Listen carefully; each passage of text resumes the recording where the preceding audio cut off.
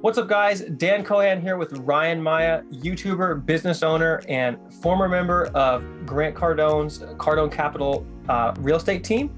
Got him here for an interview to talk about his experience with his business, with his YouTube, and with working for Cardone. So let's go ahead and get right into it. So Ryan, first off, I know you have a business now. I think it's a fishing business. You worked for Cardone's team. What was the tell me your story. What led up to that from your teenage years to now at 24 years old.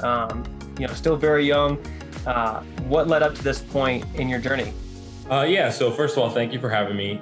Second of all, collaborating with young guys like ourselves, this is what needs to happen more. So that's awesome. First off, second of all, how I got started was I started probably when I was like 10 or 11 years old. My dad had his own business. He used to have his own business. So I was always around seeing him do his thing, and it always inspired me, right? So I started selling candy bars when I was in middle school. So 10, 11 years old, buying for 50 cents, selling for $1, Sure. right? And I think I ended up making like $1,000 doing that. And then I got shut down. Right. Then the next business I started was selling iPhones. I would buy them it was called Cash for iPhones. Buy it for cash from my friends, and then sell it on eBay for a profit, right? And make a couple $100 per phone. Wow. So I did that for probably a few years, 4 or 5 years, and I ended up making, I think, I had saved up like 9 or 10 grand before I was going into college. So that was pretty cool. Yeah, pretty helpful. And then when I got into college, my younger cousin actually got into drop shipping, and he had a course that he shared with me. So I got into drop shipping naturally, and that was kind of the next wave. And I started my first dropshipping store. It was actually a fishing store, ironically, because I fish now. My store is a fishing store now. Yeah. And that business failed. I tried 10 other stores, like makeup stores, outdoor stores, like college drinking stores, and just couldn't get it to click. I was spending money on Facebook ads, couldn't sell the product, or I broke even. Sure. And like I said, I played baseball in college. So one summer, it was like my sophomore year in college, they sent me to Boonville, New York, which is upstate New York. It's like population like 3,000. So we had a baseball game at 6 o'clock and basically had the rest of the day to do whatever we want prior to that. So I basically took those 2 months and just learned as much as I could about e-commerce, drop shipping, Facebook ads, most importantly, and just learning online business. And that was kind of the launch of my business, which was called Fishing King Supply. Now it's called Beyond Braid. We're a braided fishing line company. And that's where it all started, was in that little tiny room that I was staying in Boonville, New York. I think in my remaining 2 years of college, I did about $400,000 in sales online. Wow. And I'd say averaging about 15%, 20% of profit. So as a college kid, it was pretty unique to be doing that, where some of my friends were working the basketball games for $8 to $10 an hour. And my best month, I'll never forget, I looked at the P&L and it was 11 grand. And I was like, how did I just make 11 grand? And I'm 19 or 20 years old, whatever it was. So insane. That was pretty cool. And then how I got involved with Grant Cardone was I graduated college in 2019. I believe it was May, right? I sat around for a week. I was still running my business. I was like, okay, I need to do something more. It's time to move on. I'm not the type of person that can sit still. Me neither. Just gotta be in my nature. Exactly. So I had his book. Ironically, I got one of his ads. I got his free book, paid the $7.95 shipping, and it was the how to create wealth investing real estate book. Okay. So I was like, okay, I know real estate. Like everyone who I know is wealthy, owns real estate, or is involved in real estate. Who's this Grant? I read the book, but I didn't really know who Grant was. Of course, yeah. And I looked up his office, and it was like 10 or 15 minutes from my house, ironically. And I looked at the website. They had like 3 positions open, one for customer service, one for the sales team, and one it was called investor relations on the real estate side. Yeah. I was like, all right, that seems interesting. Let me go try it. Worst case, I wasn't expecting to get the job, but you send in a 30-second video, a resume, and they liked my video. They said, come in for an interview. I came in, I interviewed. They kind of asked me some real estate questions. They're like, hey, what are the returns of the fund and this and that? And I was like pulling things out of my ass, honestly. I was like, I think they're like 15% returns or something like that. And I was actually answering the questions correctly. But long story short, I think I just sold myself well that they gave me a shot. I got along with who the lead of investor relations, which is Andres, he's still there, and Ryan Secco, the VP. And I just got along with them, and it kind of worked out. So they said, hey, we'll give it a shot. And long story short, I ended up working there for 2 years. So I had some success in the job. I raised in the 2 years I was there about $66 million for Cardone Capital. So for you personally? Me personally, yeah, that was obviously with the help of the team, but like those were my stats. Those were your deals. Yeah, that's pretty crazy. And then throughout that process, just to tack this on, I ended up selling that drop shipping business. Okay. I sold it to someone. I sold it for $50,000. Wow. I sold it to an older couple. And the negotiation was, hey, I'll pay you $44,000 up front, $6,000 after you train us for 2 months. I'm like, fair enough. So long story short, the 2 months expire. I was doing my best to train them. The business went from operating in profit to then losing money by the time those 2 months were over. And I said, hey, look, man, I could help you hire someone to run this day to day, or I could just take half back, or I wanted 51% back. I'll run it and I'll split profits, and like it is what it is. And he's like, all right, let's do the second option. I'll give you 51% back. And then my partner, he's a super cool guy. He's a really successful guy. So he's a good guy to know. He's got a lot of resources. And that's how we started what is Beyond Braid now, where we branded our own fishing line, started it, and we grew it. The first 7 or 6 months, we did $850,000 in the remaining of 2020. Okay. And then 2021, we're on pace to do about $2 million. So I quit my job. Just really quick, I quit my job not too long ago, about 3 months ago. I finally decided to leave Cardone Capital because it was like, hey, I should go full time into this, because who knows how big I could grow this business. No, 100. And that was that. So that's the same business that you sold to him, and then you stayed on. Yeah, it was the same business I sold to him, and then when I took it back, I probably operated it exactly the same for like a month or two. And he was a big thinker too. He's like, hey man, how can we grow this business? Like, what can we turn it into? Because at the time it was still a drop shipping business. Right. Like basically all I sold him was a website, Facebook ad account, and a social media page. That's it. We didn't have any inventory at the time, so what we ended up doing was saying, hey, let's revamp the whole thing, let's rebrand it, let's go find a manufacturer. And we put in our first order. It was like 35 or like 40 grand. So it required some more investment from his end and my end. It's still some risk, but I was very confident in my ability to sell the product we were selling, and we're doing pretty well with it. So that's awesome, man. That's really cool. Have you had to take on employees and stuff like that? Do you have a warehouse? Like, how is that working logistically and stuff like that? Yeah. So again, like I'd say for a year, I was running this thing while still working with Grant. And working at Grant's office is not like your normal 9 to 5. No. Like you get there at 8 o'clock. Sometimes you don't leave till 8 o'clock at night, right? So you work at 12-hour days. You got to work weekends for events. Like it's an intense job. So I kind of set it up where, I hired 2 virtual assistants. Okay. Where we warehouse our stuff is actually here in Miami where I live, but it's with a third-party fulfillment company. I ran all the Facebook ads probably until about a year in, where I was like, hey, what if I delegate this to an agency or someone else who can run this and potentially grow it where I can focus on other avenues? So I hired out an agency. We then launched on Amazon, which completely changed the course of our business, because Amazon's been huge for us. Okay. I hired someone to help with our Amazon ads. I hired someone for email marketing, for customer service. And now I have a full-time sales rep. I have a social media manager, obviously myself, and then everyone else that I just listed. So if you want to say we have like 4 independent contractors, 1099s, 4 or 5, and then 2 full-time employees, 1 part-time employee. And so are those independent contractors that are working on those things, like the ads, the emails, like? Yeah, those are the guys. So I have an ad agency. Okay. They run Facebook, Google, YouTube ads. I have a guy who helps me with email marketing. Okay. I have someone who helps me with Amazon PPC ads, because I can probably do all these myself. The Facebook ads I know, like I don't want to say I'm an expert, but I ran Facebook ads for 6 years, so I think I know everything about it. But it was just time delegation, right? Yeah. Where should I focus more of my time?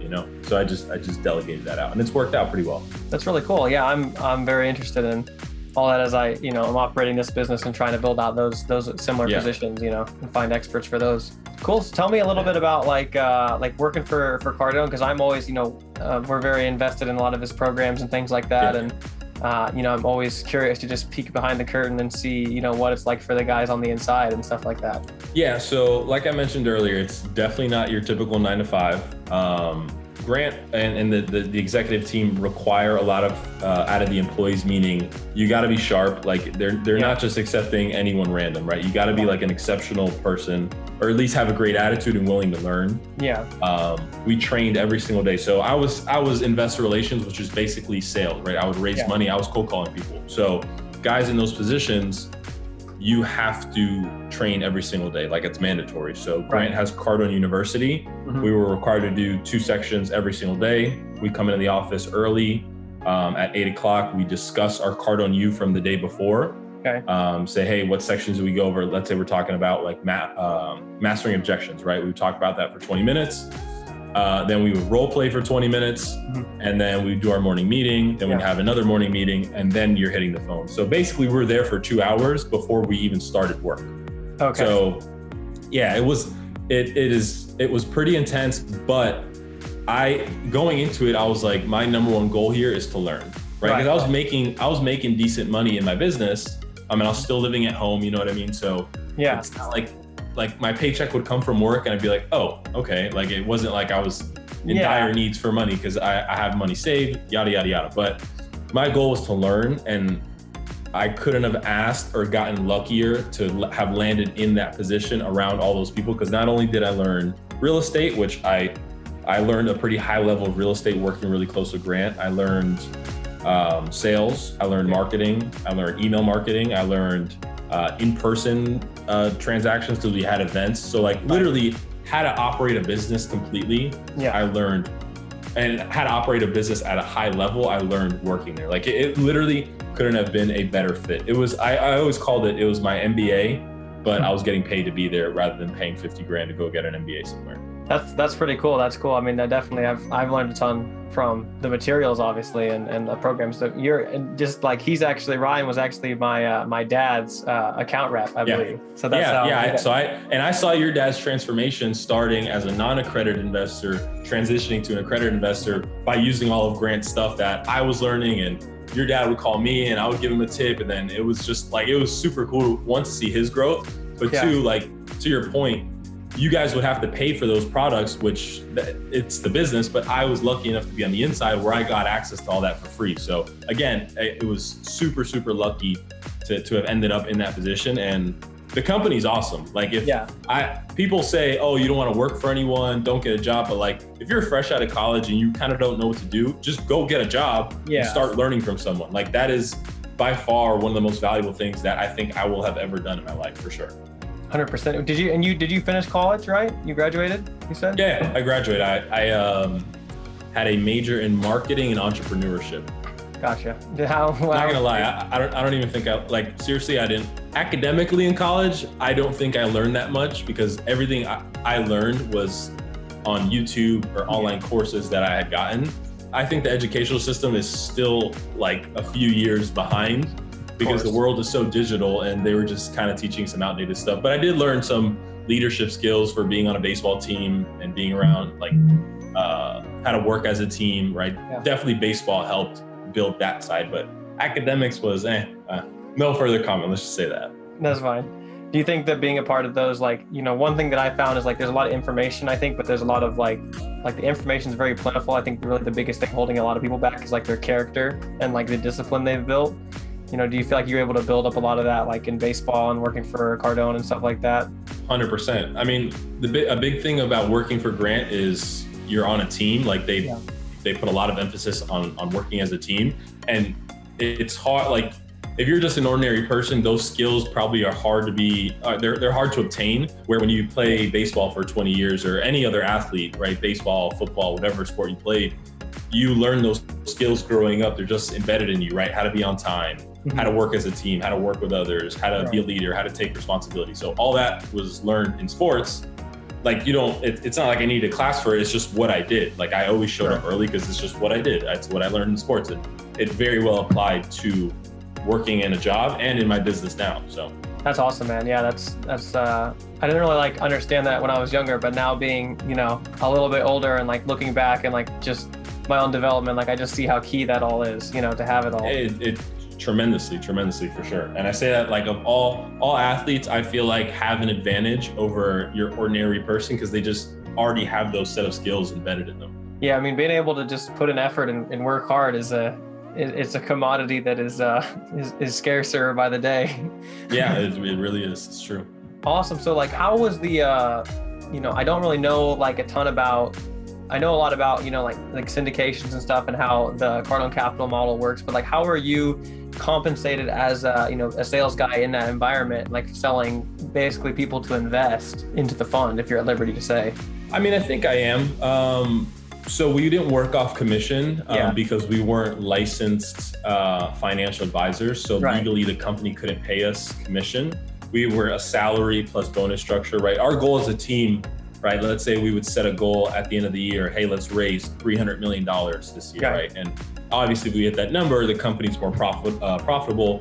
We would have bonuses at the end of the year. So that was something that I think kind of, it sucked a little bit because we were making a lot of calls. Like there were some days we'd make 100, 120, 130 calls, right? And it's, if I raised $100,000 that day, or I raised $1 million that day, more or less my paycheck would look the same for that month, right? It was hard to look out, right, the whole year. Whereas you have the sales team, you close the deal, you're getting commission that month. You know what I mean? So right, they're getting paid on every deal. Exactly. And it really opened my eyes. Like sales is the place to be. Like 100%. You want to be in sales because if you're going to work a job, go work in sales because you essentially can control your destiny. It's not like an accounting position where you're going to make 60 grand and no matter how many Excel sheets you do, you're going to make 60 grand. But in a sales position, if you close 10 deals this month or 100 deals next month, you're going to make a lot more money. So you can control your destiny. And I learned that sales is the lifeblood of any single business. Yeah, that's kind of what I tell people. Like, if you want to make a lot of money real fast, you either need to start your own business or get into sales. You know, that's pretty, without any experience or any credentials or anything. That's pretty much the best two options. Exactly. And you don't need a lot of prior credentials to get into sales. Like, one of the biggest or the top sales guys at Grant's office right now, Jack Lombard, started off as a receptionist. He was a construction worker. He was a receptionist for a year. He moved into customer service, moved into sales, and now I think he's gonna sell like some crazy number this year, but he'll probably make like I don't want to say how much, I don't even know how much, but he's gonna make a lot of money, like $300,000, $400,000, $500,000, $600,000, $800,000. Just put it in that range. Yeah, no, I've actually met him at the last event, man. He's a closer, man. He's on it. He's a cool guy. I mean, it doesn't take. He's not the smartest guy in the room. He'll tell you. You learn the set of skills. You learn what to say, when to say, and that's all you need. Right.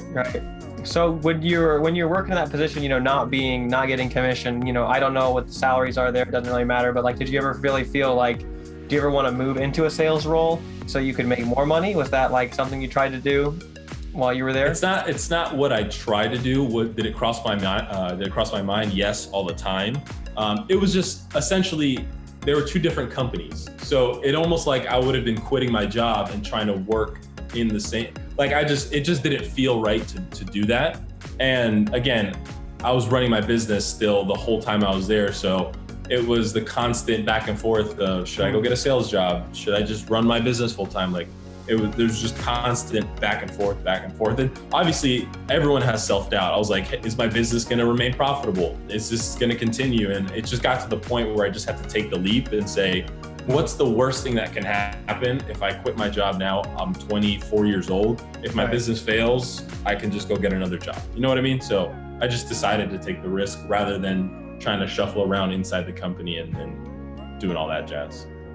No, 100%. That's it takes a lot to definitely leap out of that you know, not to say even like comfort, you know, because like, you know, when you're confident in your own abilities, it doesn't really matter, but like definitely to go all in on something and just full send it. Yeah, I mean, it still took a leap of faith. Like I remember it's just like, it was like, all right, am I going to do it this week? Am I going to do it next week? Am I ever going to do it? Should I do it? And it was just constant battle back and forth where it just got to the point where I was like, all right, the decision is clear. I need to do it and just move on with it and see what we can do. And so far, it's been a good decision so far. Yeah, hopefully you'll blow up over the next couple months with the holidays. I assume with fishing, it's probably similar. You'll definitely have better months in the holidays. It's seasonal. So right now is actually kind of our down period. It's because we're heading into fall and winter, so it gets colder, people fish less. So our season starts from like April to like August, those 6 months of the year. But the challenge is we're trying to maintain and keep our sales volume up even through this downtime, which we're doing. So I'm pushing ads, I'm pushing inventory to keep that all kind of up and see what we can do. You know what I mean? That's super cool, man. That's really neat. We're trying to do the same thing, just selling the radios. You know, that's awesome. Have you thought about, like going into Cardone Capital, you wanted to learn about real estate. Have you started to invest in any real estate yet, or are you kind of just like totally focused on the business right at this moment? Yeah, so I haven't yet. I've been looking at deals for the past 2 years. I still love real estate, but so I live in South Florida. Real estate's really expensive down here. Yeah. So if you want to go buy, let's say 4 units, you're in a decent location, you're paying at least like 850 grand. Like my broker just sent me a deal in a good location, 4 units, $1.2 million. Like it's really expensive. You know what I mean? So it's, where am I going to get more bang for my buck? Is an extra 10, 15 grand going to be worth the headache of buying 4 units, or should I just focus on my business, make a lot more money, and then when I have a lot of excess cash, then I can toggle around. So I'm looking for deals. I'm looking maybe for a couple Airbnbs, but it's definitely fallen on my priority list. It used to be super high. Like I need to buy a deal. I need real estate. I need it now. But I just realized it's the reason the people who are so successful at real estate investing are where they are is, one, they either do it full time, right? Yeah. They're a full-time syndicator, or they have a business where they generate a lot of cash flow. They have a lot of leftover cash where they could just say, hey, I'm going to go buy a deal. So I'm not in that position where I have so much extra cash that I could just go buy a deal and have it be big enough to be managed and all that kind of good stuff. So right now, no, but still looking. Yeah, I imagine you could probably get a lot higher return and a lot higher speed to just reinvesting in your business and trying to grow that right at the moment. Exactly. And that's exactly what we're doing. Like I'm about to launch a new product that's going to take probably 20 grand to do our first order. Okay. So I could get an FHA loan and go buy an Airbnb with 20 grand, but it's probably going to be a lot more of a headache, and it's probably going to be a lot more risk than this is a lot more calculated, because I have a good idea that we're going to be able to sell this product pretty well. Yeah. And you could turn that around and probably, quadruple your money very quickly. Exactly. So it's just different. They're different, but I think anyone who's young and thinking they need to get into real estate now, again, talking with so many people, like I dealt with thousands of investors, and the number one common thing of the guys who consistently invested and consistently had money to invest, they had a business or they had a really high paying job where every quarter or every 6 months, they just had an extra 100, 200, 500 million bucks laying around from their business or job to push into real estate. So the number one advice is get a job, a high paying job or a sales job or a business that generates a lot of cash, so then you can go buy real estate. Yeah, exactly. Just get a high income first. That's the key. You can't do any investing. Number one, you got to increase income. That's Grant's number one rules. Increase income. Save your money, invest it until your passive income surpasses your ordinary income, your earned income. 100%. Yeah. Before you even think about getting into real estate, you got to get some active income, or just not. Again, unless you want to do that full time. Like if you want to do it full time and raise money from people or do flips, that's a different story. Like that's going to be your job. Yeah. That's like active. That's not really as much investing as more like an active. Yeah. At that point, it's active income. Exactly. I probably couldn't finish it off on a better note, man. Cool. Awesome, dude. So, where can people find you? Where can they connect or check you out in your content?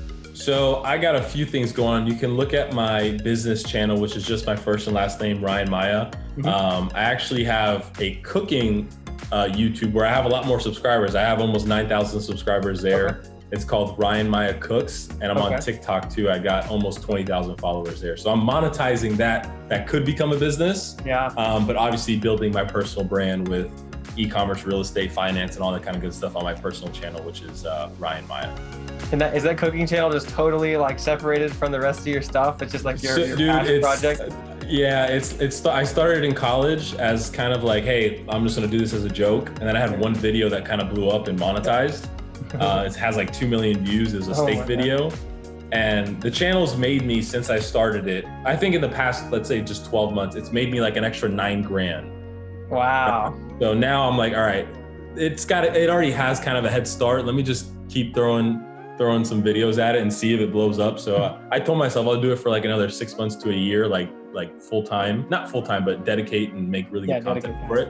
And if it happens, it happens. Maybe I'll turn into another business, sell some sort of knives or spices and turn that into a business. So I'm always thinking and trying to find something, you know what I mean? Yeah, trying to find that angle and use what you have, 100%. Yeah. Well, cool. Yeah, so. I'll just, if you want to check him out, I'll put those links in the description below so you can go and follow and subscribe to him. Is there anything that they should, check you out in terms of any products you have or any like information, sign up for your list, anything like that? So again, personal brand, you can just look, follow my YouTube channel. You can follow my TikTok. It's Ryan Maya Business.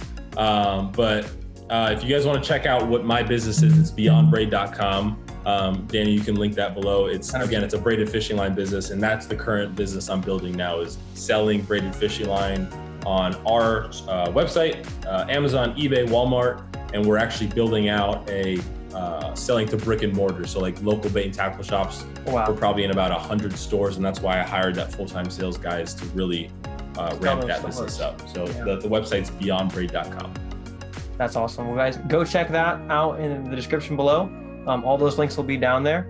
And guys, with that, I'm Daniel Kochanowicz, Dan Kohan. This is Ryan Maya, and we will see you guys in the next chapter.